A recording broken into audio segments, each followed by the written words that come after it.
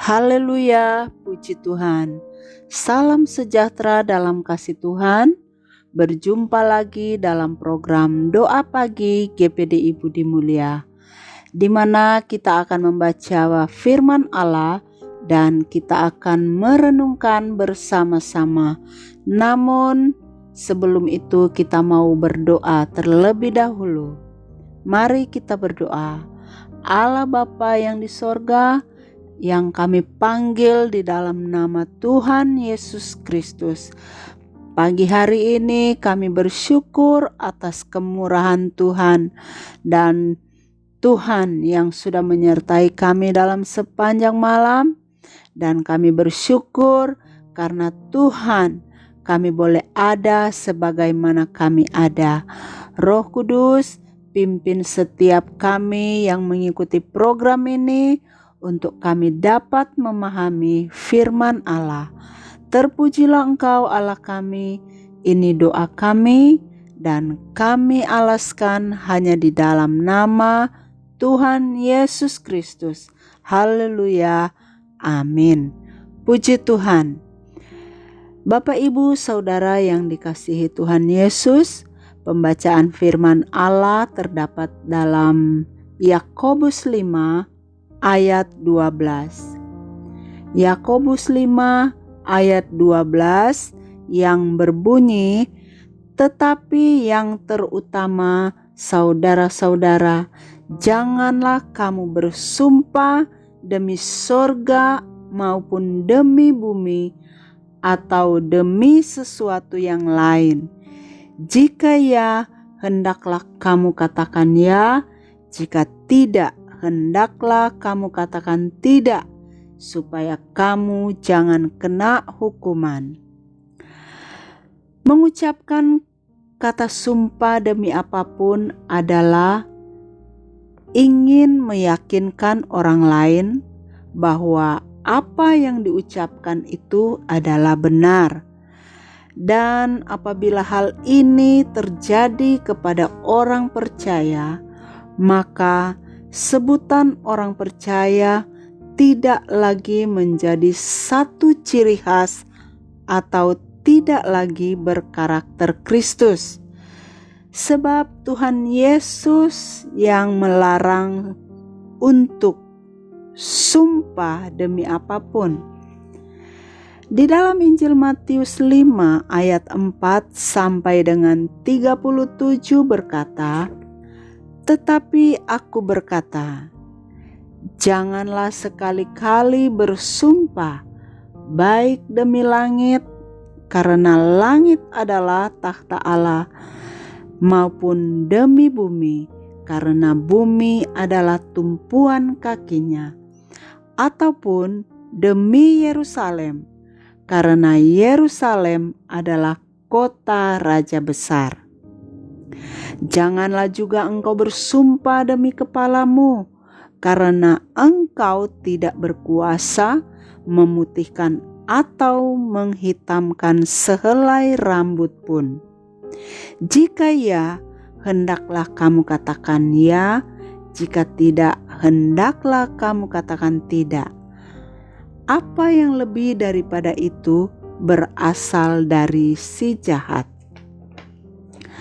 Di bagian akhir dari ayat yang kita baca tadi tertulis, apa yang lebih daripada itu berasal dari si jahat. Berarti kita tidak boleh bersumpah. Sebab jika kita bersumpah, ada indikasi berasal dari si jahat. Bapak, Ibu, Saudara yang dikasihi Tuhan, sebutan si jahat adalah iblis yang menentang Allah. Dan iblis yang selalu ingin mencari celah untuk dapat mempengaruhi kehidupan kita, orang yang percaya, yaitu orang-orang yang lahir baru. Tetapi sebagaimana Allah mengasihi kita, maka Allah sendiri yang akan menjaga dan melindungi kita dari si jahat. Karena kita adalah orang yang telah ditebus oleh darah Kristus. Haleluya.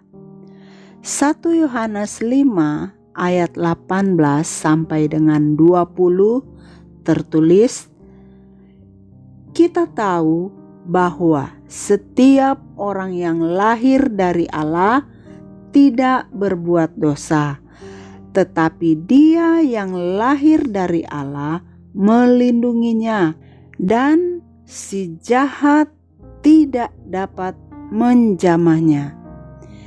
Kita tahu bahwa kita berasal dari Allah dan seluruh dunia berada di bawah kuasa si jahat. Akan tetapi kita tahu bahwa Anak Allah telah datang dan telah mengaruniakan pengertian kepada kita supaya kita mengenal yang benar dan kita ada di dalam yang benar, di dalam Anaknya Yesus Kristus. Dia adalah Allah yang benar dan hidup yang kekal. Haleluya. Lalu bagaimana caranya supaya kita tetap berada di dalam yang benar itu, yang adalah Yesus Kristus? Pertama, jangan bersumpah palsu. Matius 5 ayat 33. Kamu telah mendengar pula yang difirmankan kepada nenek moyang kita, janganlah bersumpah palsu, melainkan peganglah sumpahmu di depan Tuhan. Yang kedua, bagaimana supaya kita tetap di dalam yang benar serta dapat mengalahkan si jahat, yaitu mendekat kepada Tuhan agar iman kita semakin kuat untuk melawan si jahat. Yakobus 4 ayat 7 berkata, karena itu tunduklah kepada Allah dan lawanlah iblis, maka ia akan lari daripadamu. Artinya, kita harus tunduk kepada otoritas Allah, merendahkan diri, maka kita diberi kekuatan secara penuh oleh Allah. Apa yang ada di dalam hati kita, itu juga yang kita ucapkan kepada Tuhan. Kita harus berbuat sesuai perkataan. Dalam setiap kehidupan manusia mempunyai tanggung jawabnya sendiri dalam setiap perkataan yang diucapkan, apakah itu baik atau tidak baik. Dan bagi orang percaya, bukan hanya bertanggung jawab, tetapi juga mengucapkan kata-kata yang berdampak dan bukan kata-kata yang sia-sia. Harus ada bahasa kasih yang disampaikan. Yesus berkata di dalam Matius 12 ayat 36 dan 37, tetapi aku berkata kepadamu, setiap kata sia-sia yang diucapkan orang harus dipertanggungjawabkannya pada hari penghakiman.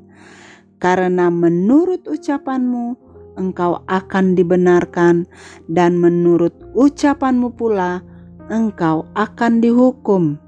Haleluya. Bapak, Ibu, Saudara yang dikasihi Tuhan Yesus, kembali ke ayat pokok tadi. Yakobus 5 ayat 12b berkata, jika ya, hendaklah kamu katakan ya. Jika tidak, hendaklah kamu katakan tidak.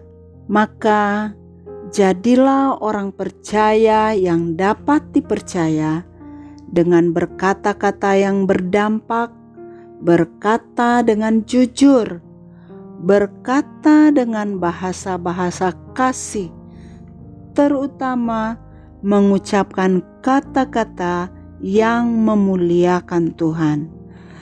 Pengkhotbah 5 ayat 3 sampai dengan 6. Kalau engkau bernasar kepada Allah, janganlah menunda-nunda menepatinya, karena Ia tidak senang kepada orang-orang bodoh. Tepatilah nasarmu. Lebih baik engkau tidak bernasar daripada bernasar tetapi tidak menepatinya. Janganlah mulutmu membawa engkau ke dalam dosa, dan janganlah berkata di hadapan utusan Allah bahwa engkau hilaf. Apakah perlu Allah menjadi murka atas ucapan-ucapanmu dan merusakkan pekerjaan tanganmu? Karena sebagaimana mimpi banyak, demikian juga perkataan sia-sia banyak. Tetapi takutlah akan Tuhan. Puji Tuhan. Demikianlah renungan firman Tuhan. Tuhan Yesus memberkati kita semua. Mari kita berdoa.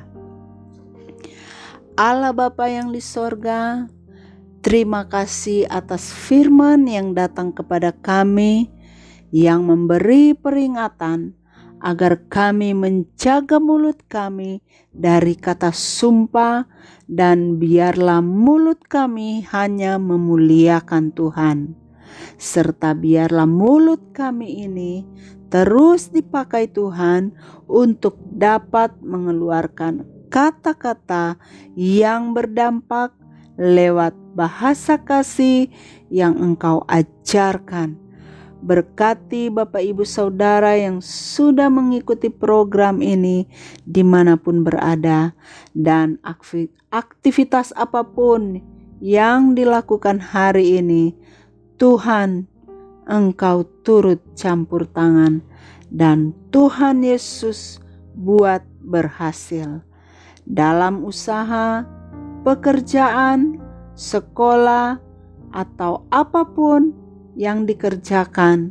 Kiranya Tuhan Yesus yang menolong.